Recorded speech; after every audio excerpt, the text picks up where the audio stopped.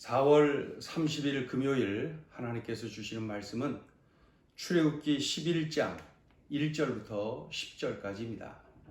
봉독을 합니다. 여호와께서 모세에게 이르시기를 내가 이제 한 가지 재앙을 바로와 애굽에 내린 후에야 그가 너희를 여기서 내보내리라.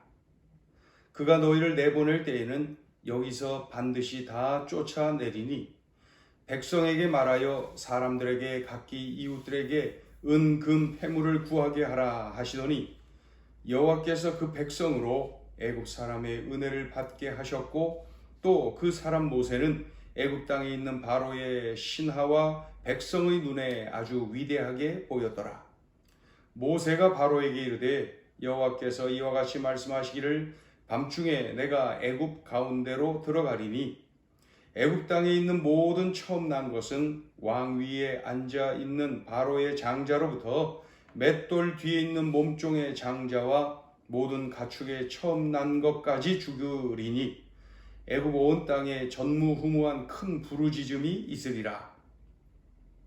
그러나 이스라엘 자손에게는 사람에게나 짐승에게나 개 한 마리도 그 혀를 움직이지 아니하리니 여호와께서 애굽 사람과 이스라엘 사이를 구별하는 줄을 너희가 알리라 하셨나니 왕의 이 모든 신하가 내게 내려와 내게 절하며 이르기를 너와 너를 따르는 온 백성은 나가라 한 후에야 내가 나가리라 하고 심히 노하여 바로에게서 나오니라.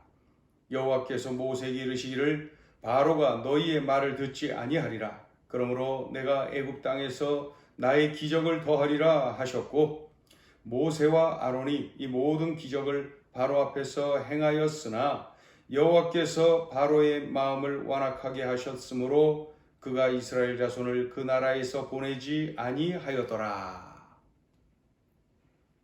하나님이 모세에게 말씀하십니다. 이제 마지막 재앙 그 한 가지가 남았다. 이 마지막 10번째 재앙이 있은 후에 애굽의 바로가 이스라엘 자손을 내보낼 것이다. 이제 쫓아낼 것이다. 아예 쫓아낼 것이다. 그러니 애굽 사람들 그 이웃에게 은, 금, 패물을 구하도록 하라. 이게 하나님께서 주신 말씀입니다. 하나님이 이렇게 말씀만 하시는 것이 아니라 이스라엘 자손이 애굽 백성들에게 환심을 사도록 하나님께서 애굽 백성들의 마음을 움직이셨습니다.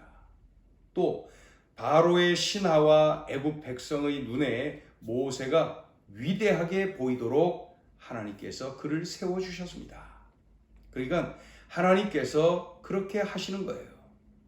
그러니 애굽 백성들이 이스라엘 자손에게 은, 금, 패물을 가지고 나갈 수 있도록 도와줍니다. 이렇게 놀라운 일을 하나님께서 하시는 겁니다.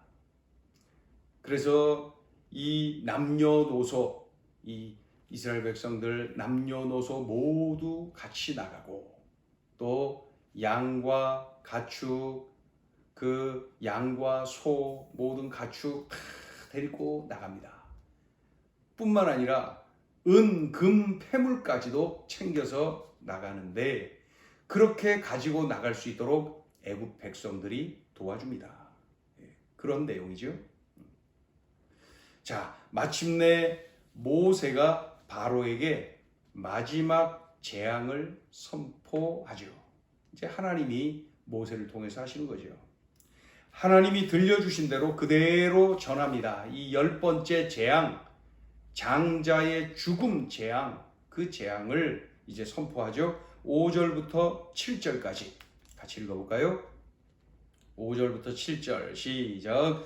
애굽 땅에 있는 모든 처음 난 것은 왕 위에 앉아있는 바로의 장자로부터 맷돌 뒤에 있는 몸종의 장자와 모든 가축의 처음 난 것까지 죽으리니 애굽 온 땅에 전무후무한 큰 부르짖음이 있으리라. 그러나 이스라엘 자손에게는 사람에게나 짐승에게나 개 한 마리도 그 혀를 움직이지 아니하리니 여호와께서 애굽 사람과 이스라엘 사이를 구별하는 줄을 너희가 알리라 하셨나니. 하나님은 바로에게 전하도록 하셨어요. 10번째 재앙, 이 장자의 죽음 재앙 말입니다. 하나님은 모세에게도 알려주십니다. 장자의 죽음 재앙이 있다 하더라도 바로가 너희들의 말을 듣지는 않을 것이다. 그로 인하여서 하나님이 애굽에서 기적을 더 행하게 하실 것이다. 이렇게 말씀합니다. 이 말씀은 장자의 죽음 재앙으로 인하여서 출애굽을 허락은 하지요. 그래서 출애굽을 하게 됩니다. 그러나 바로가 후회하고 곧바로 추격을 해오죠. 군대를 이끌고 결국 홍해에서 심판을 당하게 됩니다. 그것은 뭐예요? 하나님께서 한 번 더 기적을 행하실 것, 그 홍해에서의 그 몰살시키시는 그러한 기적을 행하실 것을 이렇게 말씀하는 내용입니다. 자, 오늘 주시는 메시지입니다. 첫째, 사탄은 반드시 멸망한다. 애굽의 바로는 신입니다. 애굽 백성은 그 바로를 신으로 숭배합니다. 애굽의 바로는 신이다. 동시에 그의 큰아들, 그의 장자 역시 신입니다. 그의 왕위를 이을 큰아들, 장자 역시 신입니다. 그런데 하나님이 내리신 재앙으로 바로의 장자가 죽었어요. 신이 죽은 겁니다. 10번째 재앙은 애굽의 바로라고 하는 우상에 대한 심판입니다. 보다 넓게 표현하면은 사탄은 반드시 멸망한다는 것을 보여주시는 그러한 내용입니다. 그러니까 이 세상에 하나님께 대항할 수 있는 존재는 없다.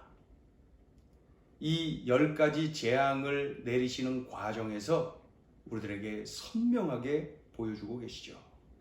하나님은 반드시 승리하시고 사탄은 반드시 멸망한다. 자, 둘째 주시는 메시지입니다. 하나님의 백성을 반드시 구원하신다. 애굽 온 땅의 장자가 다 죽는 재앙입니다. 바로의 장자, 몸종의 장자, 모든 가축의 첫 새끼들까지 죽는 재앙, 이 10번째 재앙, 장자의 죽음 재앙, 얼마나 무섭습니까? 그러나 이스라엘 자손에게는 사람은 물론이고 짐승의 첫 것까지도 모두 안전하게 보호하시겠다고 말씀하십니다. 우리가 이미 알고 있지요? 양의 피를 문설주에 발라라. 그리하면 장자의 죽음 재앙을 내리실 때에 양의 피가 문설주에 발려져 있는 그 집은 재앙이 유월할 것이다. 그냥 지나갈 것이다. 이 약속이 그대로 진행이 되죠.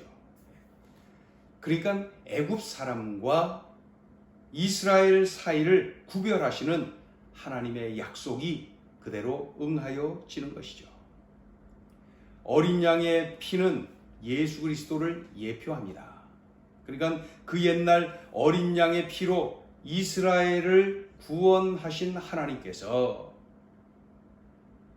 골고다 언덕에 달리신 십자가에서 흘리신 예수님의 피, 그 피로 인하여서 죄로 인해 죽은 온 인류가 살아나는, 온 인류가 영벌에서부터 구원받는 그러한 은혜를 누리도록 해주신 것입니다. 그러니 하나님의 백성을 하나님이 구원하시는 것을, 이제 예수 그리스도로 인한 구원 사역을 또 이렇게 10번째 재앙을 통하여서 우리들에게 보여주고 계신 것입니다. 하나님의 백성을 하나님이 사랑하셔서 함께 하시고 보호하시고 인도하시고 그리고 구원하십니다. 우리가 믿는 우리의 하나님 아버지께서 바로 이러한 분이십니다. 그러니 사탄은 반드시 멸망하고 우리를 사랑하시고 전능하신 우리 하나님은 우리를 보호하시고 인도하시고 함께하시고 구원하신다. 이 하나님을 더 전적으로 사랑하고 의지하는 우리들의 삶이어야 됩니다. 기도합니다. 하나님 아버지, 사탄은 반드시 멸망합니다. 하나님이 그렇게 하시기 때문입니다. 하나님 아버지, 또한 하나님은 하나님의 백성들을 사랑하시되 늘 보호하시고 함께하시고 인도하시고 구원하십니다. 이 사실을 이 10가지 재앙을 지속해 오는 중에 우리들에게 분명하게 보여주셨습니다. 하나님 아버지, 들려주신 이 말씀을 꼭 끌어안고 나의 아버지 하나님이 이런 분이심을 명심하여서 우리 주님과 더 뜨거운 사랑에 빠지고 우리 주님을 더 의지하는 주의 백성들 되게 하여 주옵소서. 예수님의 이름으로 기도 올리옵나이다.